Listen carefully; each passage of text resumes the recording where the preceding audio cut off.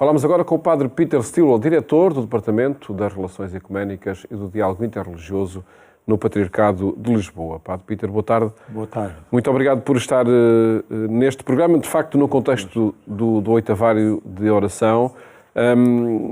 Estamos aqui diante de um cumprir calendário, ou que relevância adquire este oitavário, esta ligação, o diálogo efetivo entre cristãos na sociedade atual? Pois, o diálogo entre cristãos torna-se cada vez mais importante, porque, aliás, como o diálogo entre as religiões para contribuir para a paz mundial, para o entendimento entre os povos, nós percebemos, veja-se, por exemplo, a guerra entre a Ucrânia e a Rússia, ou a Rússia e a Ucrânia, dois países de maioria ortodoxa, como é que se estabelece ou como é que, eventualmente, as comunidades cristãs, de um lado e do outro, poderiam contribuir para a paz. Esse diálogo ele vai acontecendo cada vez mais, e essa importância desse diálogo a nível religioso ou já numa dimensão política?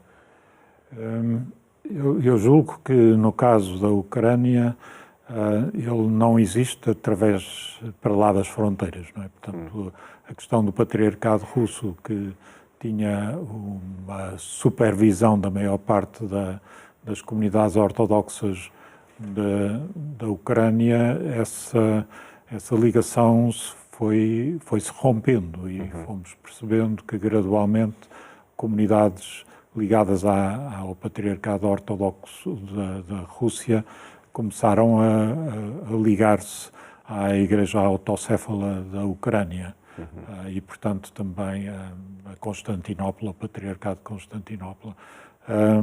Mas seria bom que as comunidades dentro dos seus respectivos países pudessem trabalhar este tema, não só do que se passa durante a guerra, que evidentemente há o apoio a dar aos militares, o sarar os feridos, o apoiar as pessoas, mas é também uma questão que a Igreja Ortodoxa tem e que nós, na nossa tradição católica, não temos, que é a justiça pós-bellum. Portanto, depois da guerra, os ortodoxos impõem um tempo de penitência para aqueles que participaram, portanto, para os militares. Quem tenha sido obrigado, por causa da sua profissão, a matar outros, pois só depois de um período de penitência é que pode voltar a comungar na sua igreja. Portanto, isso dá que pensar, porque nós sabemos, hoje em dia, do stress pós-traumático que os militares sofrem, mas isso normalmente é tratado ao nível da psicologia, ao nível do acompanhamento dos ex-militares, mas a dimensão espiritual muitas vezes é esquecida. Isso parece quase paradoxal, não é? Existindo essa tradição da Igreja Ortodoxa, é a própria Igreja Ortodoxa também que incentiva o conflito. Pois, houve essa palavra do Patriarca de Moscovo, a meu ver infeliz, mas infelizmente temos ao longo da história muitas vezes bispos, até papas, a incentivar os seus fiéis a irem para a frente da guerra. É uma tristeza quando o cristianismo se associa de tal modo às opções políticas que acaba por incentivar a violência. O papel do Papa tem sido relevante neste incentivo à paz, com repetidos apelos à paz. A palavra do Papa não está a chegar aos ambientes bélicos, e nomeadamente à Rússia e à Igreja Ortodoxa Russa? É preciso ver pelos olhos do mundo ortodoxo que o Papa é visto como marginal, se não mesmo um herege, digamos. A posição dos ortodoxos, aliás, o próprio nome o diz, consideram-se como tendo a interpretação ortodoxa, autêntica do cristianismo, e que o papado e a Igreja Latina se desviou dessas doutrinas originais. E, portanto, a relação dos Papas com o Patriarcado de Moscovo nunca foi fácil e, aliás, nunca houve senão um breve encontro do Papa Francisco com o Patriarca Cirilo em Cuba. Mas foi uma espécie de quase só um aperto de mão. De resto, a relação entre as igrejas, a comunidade ortodoxa russa e a comunidade católica é fraca. Infelizmente, de facto, assim acontece. Padre Peter Stilwell, neste oitavário, qual é a proposta que se faz às comunidades, aos cristãos? O título que foi encontrado a nível internacional foi "Aprendei a fazer o bem, procurai o que é justo". É uma citação tirada do profeta Isaías, em que se diz: mesmo que os vossos pecados sejam como escarlate, tornar-se-ão brancos como a neve, desde que haja esta mudança de coração. E quem preparou esta celebração, porque todos os anos é pedido a comunidades de uma zona ou de outra zona do mundo para preparar isto, desta vez foi no estado do Minnesota. E foram comunidades que são de raiz indígenas dos Estados Unidos, depois de comunidades imigrantes nos Estados Unidos, e sentiram que o tema que eles gostariam de sublinhar é a importância de restabelecer a justiça no encontro entre os povos e dentro dos povos, questões que nos Estados Unidos nós sabemos que têm estado ao rubro, com o dizer que tem havido falta de respeito pela vida daqueles que não são caucasianos, não são europeus de origem, não é? Propostas que são feitas para este oitavário, entre celebrações e debates em torno do ecumenismo.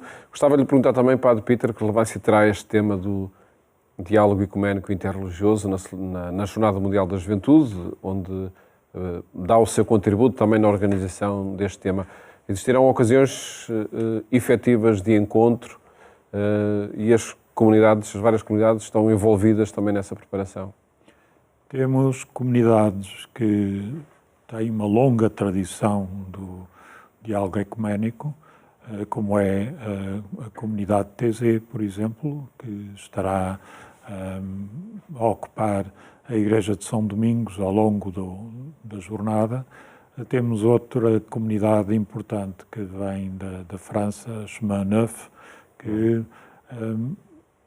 ao contrário da comunidade de TZ, cuja base era uma base da Reforma, ou protestante, embora tivesse um ou outro católico presente na comunidade.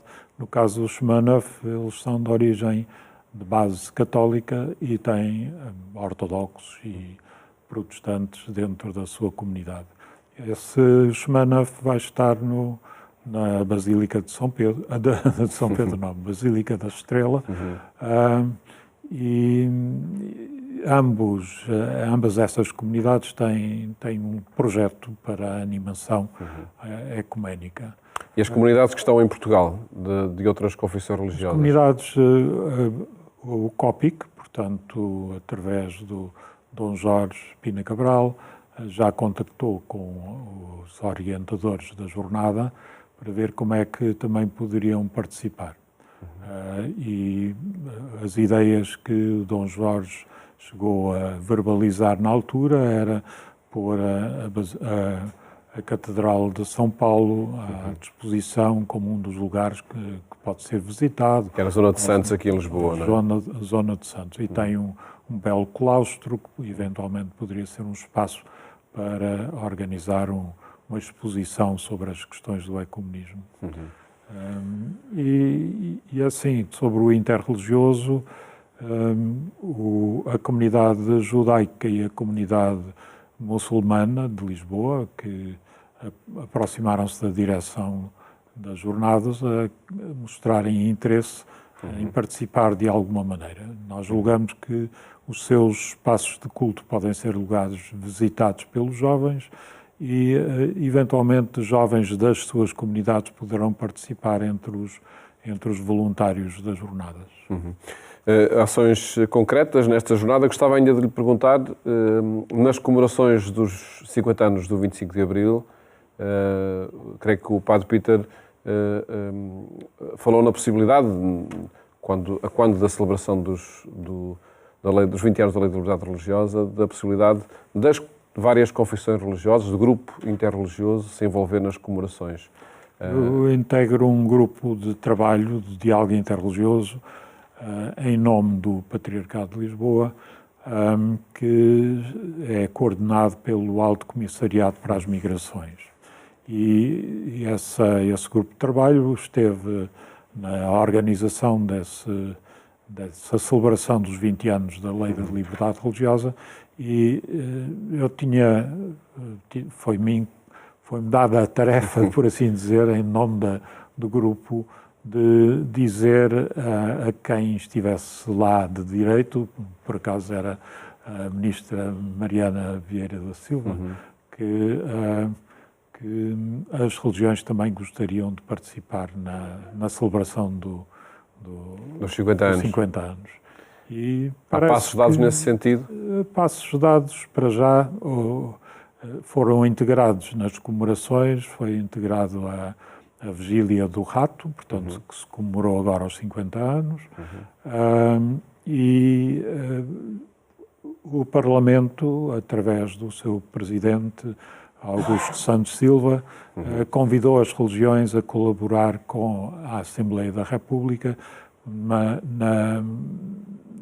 dar conteúdo à efeméride, que é o Dia da Liberdade Religiosa e do Diálogo Interreligioso, que é o dia 22 de junho. Ainda estamos a trabalhar sobre isso. Ações concretas desse diálogo ecuménico interreligioso aqui em Portugal, e que agradeço, Padre Peter, ter apresentado aqui neste programa. Muito obrigado.